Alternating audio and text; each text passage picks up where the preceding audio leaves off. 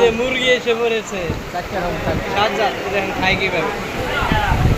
বনি ইসরাইল খাইতেছে মুরগি দাদা আরে দাদা আরে এত বড় চোখ করছে কেন